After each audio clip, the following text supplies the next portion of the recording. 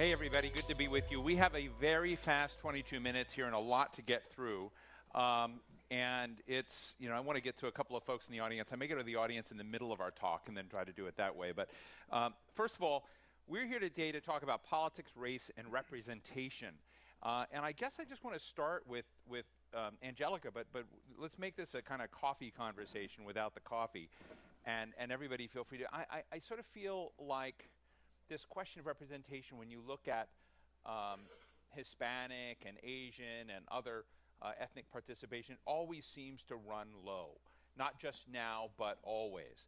And I'm interested, I know you're in advocacy, particularly in the national campaign, saying you're going to go register a lot more people, and it just never seemed to. So I just want to ask you, why, when the stakes are so high, do these ethnic communities not turn out and not see this as a viable path to empowering themselves?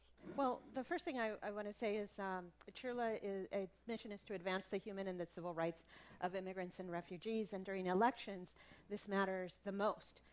Because as you can see in our presidential election, but then if you go to sometimes the state house or at the local level, immigrants are always the target during elections. Why? Because those who are seeking to be elected think that there's no repercussion if there's an attack. If I attack an immigrant, they can't go back to the ballot box and then cast a vote against me. So they're perfect. They're perfect scapegoats during election time. So Chirla really believes that it is necessary that in addition to our policy and advocacy, our organizing, our community education, that our civic engagement be part of our toolbox for social justice. And why aren't people coming out? Because we're not investing in immigrants or people of color, African American, Asian, and all people who are not right now represented in the ballot box. Think about the billions of dollars that are being spent right now on this election. Where does that money go? It goes not to go knocking on doors for people to come out. It doesn't go to phone banking in order for our community to be motivated to go out to vote. It goes to television ads. It goes to making sure that those who always vote, vote again. And so we try to turn the tables on that. And what we do is we go to the lowest propensity voters. First and foremost, as immigrants, we ask immigrants to become citizens. But let me just challenge you here for a minute. But sure. Folks, I'm doing this to challenge her because it's an interesting question, not what I really view, what I really think. But let's see. Why? I mean, you're essentially arguing that there should be some affirmative action in the way the money is spent politically, and that we ought to be encouraging. I mean, what about the view that, hey, it's too bad, you don't show up, you don't get to play? It's the fault and responsibility is with that person who's an unregistered voter, not with the powers that be that are doling out money and betting on likely voters. So I'm just interested in where responsibility lies, because what I just heard from you very directly is you feel like the system is warped because the system is not reaching out to bring these new voters in. And I'm like, I see the other side of the argument, that maybe that responsibility ought to be on those people who've come into this country, and the kind of role of assimilation and becoming part of society ought to rest with them. I'll say one thing, and I know you want to jump in. The first and foremost, in terms of people of color, most are U.S. citizens and children of immigrants. So in California, have a third are immigrants, but then 50% of our population are U.S. citizens, children of immigrants. So we're not, what I believe is people, when you actually inform them, this is when the primary is, these are the issues that we're talking about, they'll go out, because they also take this responsibility very seriously, and they will go out. So it's on both, but from my perspective as a society, we are not doing our part. Karthick? Yeah, in fact, I mean, if you look at the evidence, it actually shows that contacting people, investing and door knocking, all of these things work. But right now, we're not in an evidence-based reality, right? It's not just in terms of, we're not. And it's not just what candidates are saying.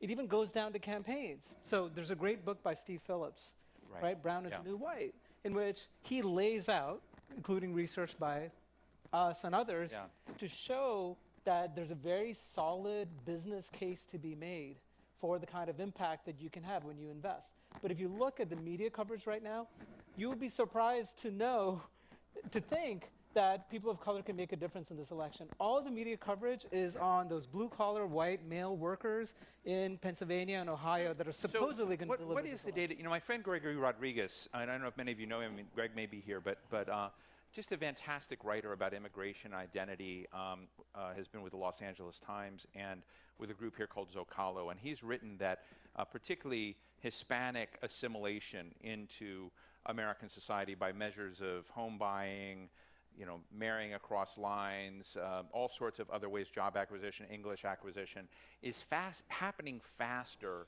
than any other immigrant group to the United States in a century. And so that's a really positive story. But we tend to hear negative stories associated that kind of imply a much slower level. So I'm interested, what does the empirical data show? Great question. So on the one hand, when you look at things like educational attainment, income, occupational mobility, in all of those measures, there is advancement. So there's this National Academy of Sciences report. I was on the panel for that. Right. That came out last year. So there is evidence of assimilation occurring. But there are two major barriers. One is documentation status. So that actually slows down assimilation, not only for the undocumented, but also for their children. So that should be really concerning for people, that we're essentially creating a new underclass, not only of the undocumented immigrants, but also their children.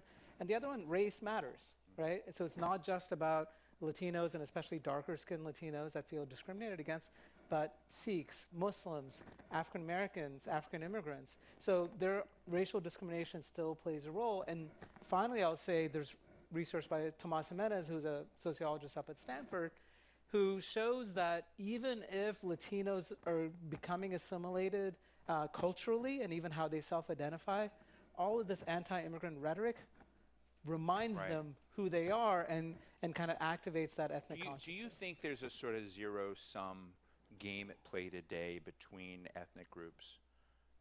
You know, it's zero-sum only to the extent that we make it. So when you're talking about people running for office, there have been cases, say, in Orange County where you have a Latino elected official or challenger and an Asian American running against each other, and only one person can win, right? But if you look at policies, things like expanded access to health care, things like support for greater social services, there's actually a fair amount of consensus across the board among communities of color. So I do research on Asian Americans, but we also have comparison data on Latinos and African Americans, and they all support the same things to a large extent, including... Do they know that each other support the same things? Absolutely. I mean, this is where elected representatives play that role, right? So you have someone like Judy Chu, right, who has a lot of Latinos in her district and also Asian Americans and is pushing for the kinds of things that will benefit both constituencies. Jessica, I'm skipping you. So from the Faisal, basically, you know, when I think about the time, you know, you've been very active in raising money after the attacks here in San Bernardino, Muslim community raising funding for this group. So I'll ask you the same thing. You know, we exist in a weird age where particularly your community has been vilified in the kind of politics of the moment as not really being stakeholders in this country. And it kind of, so I'd ask you the same thing. Do you feel a zero-sum tension between a lot of the community that you're working with and how you see this, the political game? That's a very good question, and thank you for that. Tension definitely exists, and I think the empirical data in this regard, it comes from a latest study. This was recently published, comparing Muslims and their civic participation levels in 2016 vis-a-vis in the setting of current vitriol in the political campaigns that Muslims are experiencing. And it has a couple of fascinating findings, and one of them is the faith identity is directly proportional to civic participation. The more one has a relationship to faith or religiosity, more one is inclined to participate civically, locally.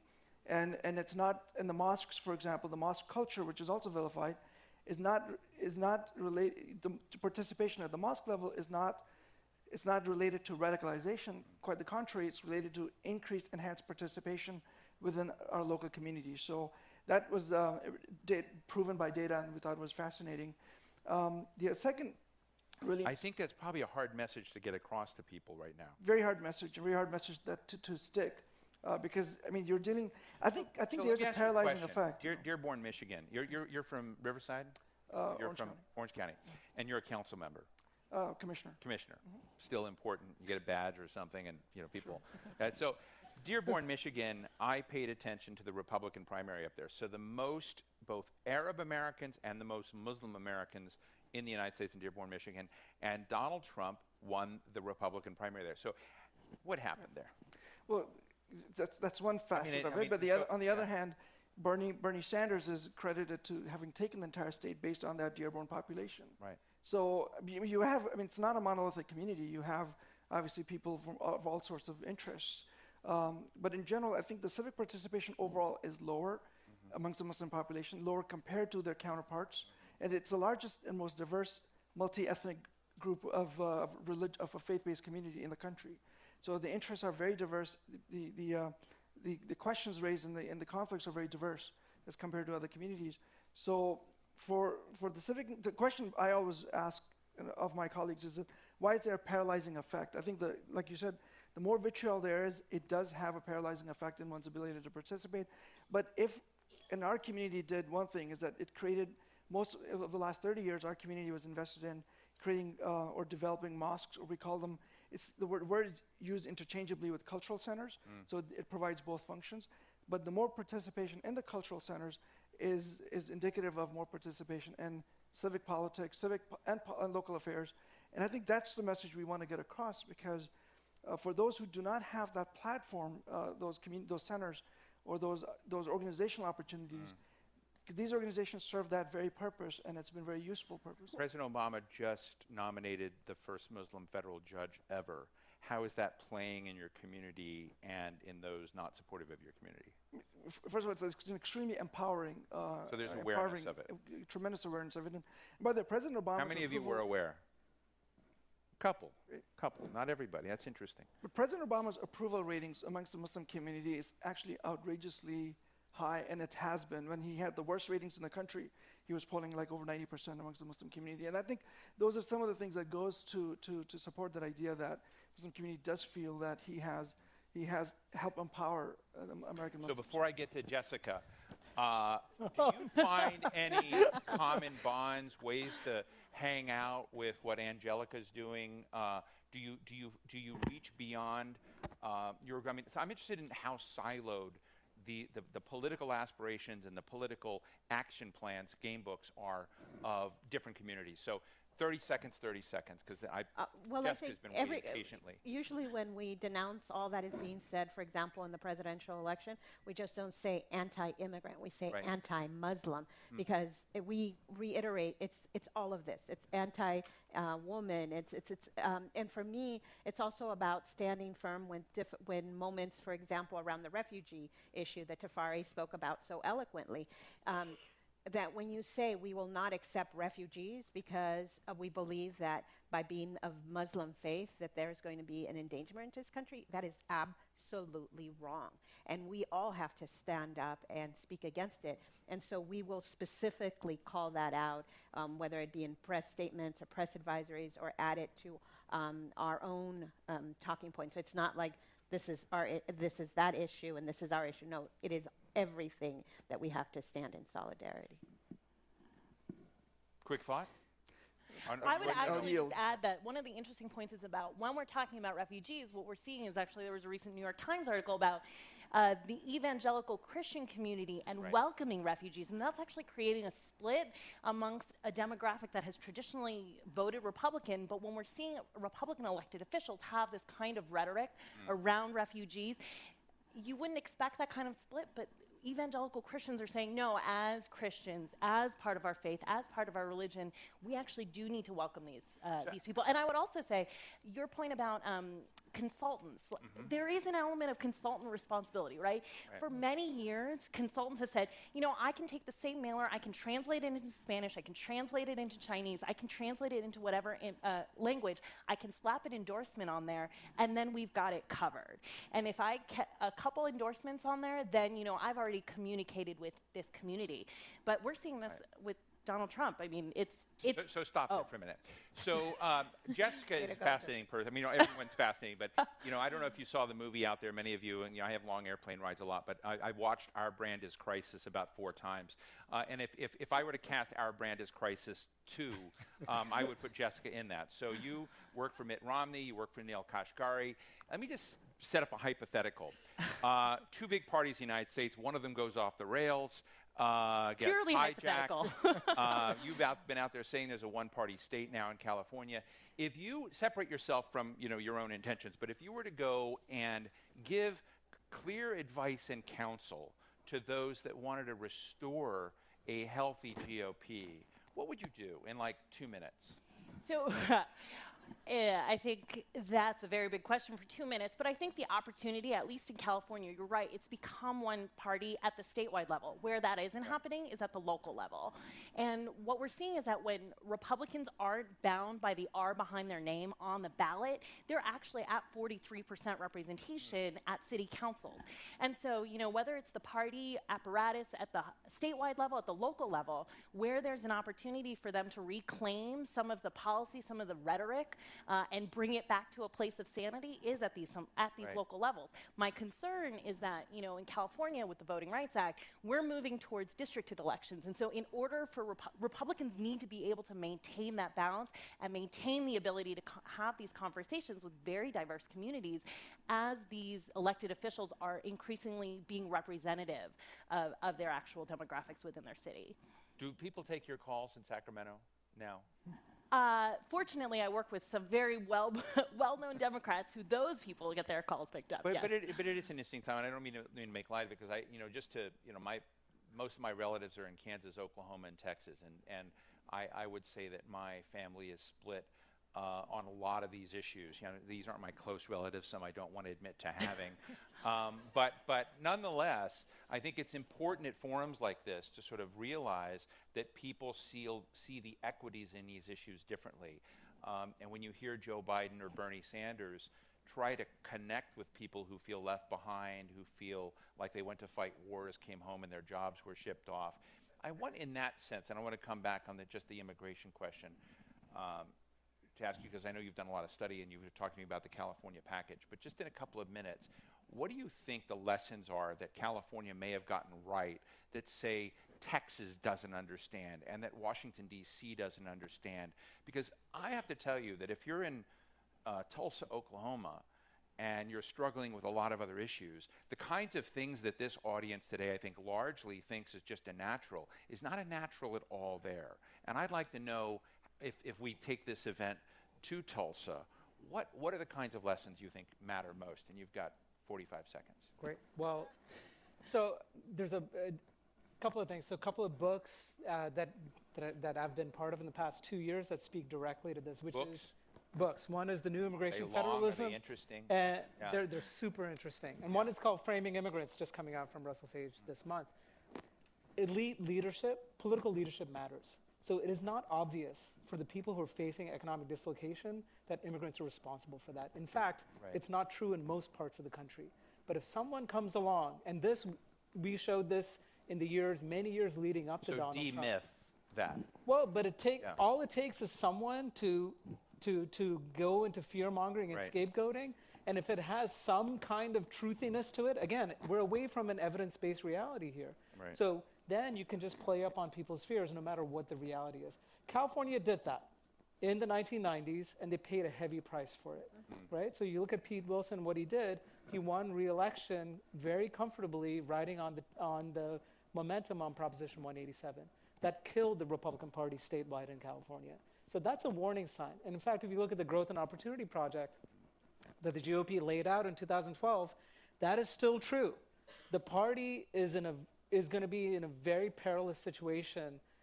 Maybe Trump wins this time. It's looking unlikely, but it's going to be. I hope not. Where? I hope not. But it's going to be in trouble if it does not address and reformulate what it does. Angelica, I saw your eyebrow go up. Well, yeah, in California, we have 53 members of Congress, and out of those 53 members of Congress, only 12 remain that are Republican.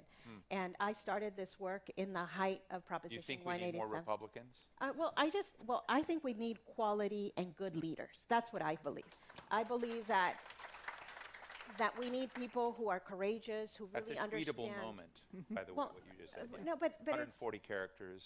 it's Yeah. what we need. Important. And the way that I see it is sometimes we don't look at how you're going to be representing us. And really, truthfully, are you, when the going gets tough, will you stand with our community? Not in the easy moments, but in the hard moments. When, you know, when you're being asked whether, you know, to negotiate issues like immigration reform. Right. When we're talking about moving, for example, driver's license here in California, we had 16 years of a fight, and I saw individuals with an R, with Right. a D, who didn't Thank you. stand up. And then you see courage, and when you see courage, it's about representing your community. Faisal, 30 truthfully. seconds, really, if you were to do, to take this step forward of bringing Muslim American members together, what else is on the agenda? Just real fast. I mean, you've sort of said we need to contribute and show we're contributing to Broadside. What's the next thing on your plate?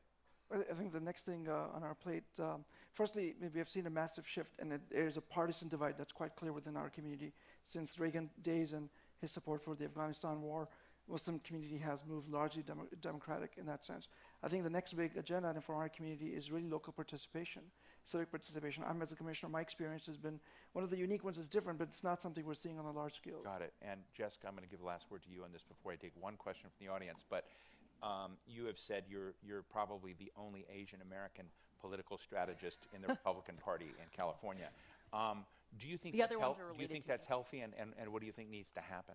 No, I Pipeline? don't think it's healthy. I mean, I think that to your point about the Growth and Opportunity Project, some of my colleagues on the East Coast, whether they're Latino spokespeople or Asian spokespeople from the Republican Party, I think our party needs to understand that it isn't just about policy, it is also about the message and the messenger.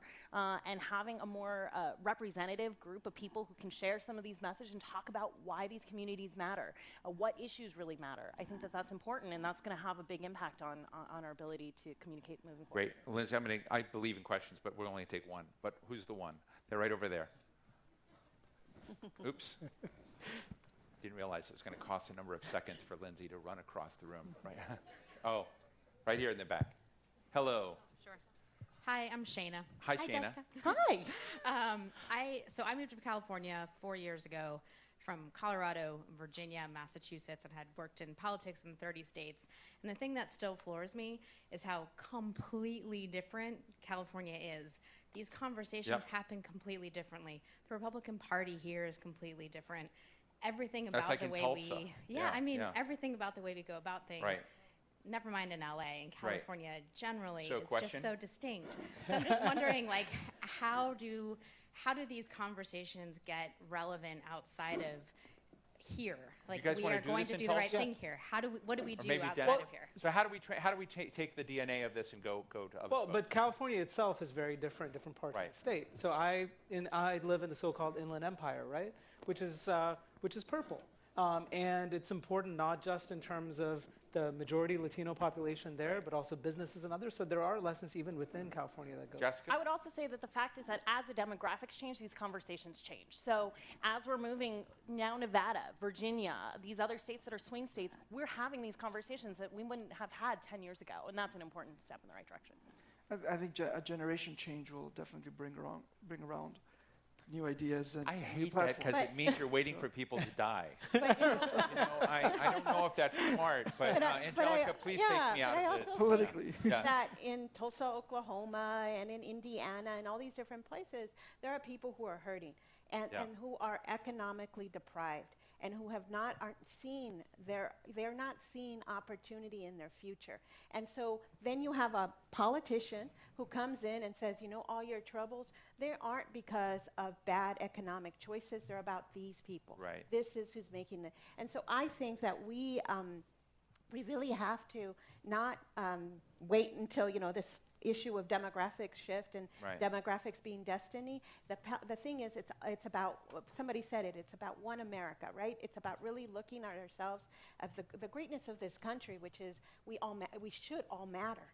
And in this moment in time, what's happening is that a lot of poor people and a lot of working class people don't have an opportunity. And that goes across race and it goes across gender. And I just really feel like we can't ignore it. Thank so you. We just can't ignore it. I want to thank you all. This has been really fast and too fast, actually. But thank you for such a smart discussion. I really do wish we could reconvene in Tulsa, in Denver, and move, to the other places you mentioned. But big round of applause for Angelica, Salas, Karthick, Ramakrishnan.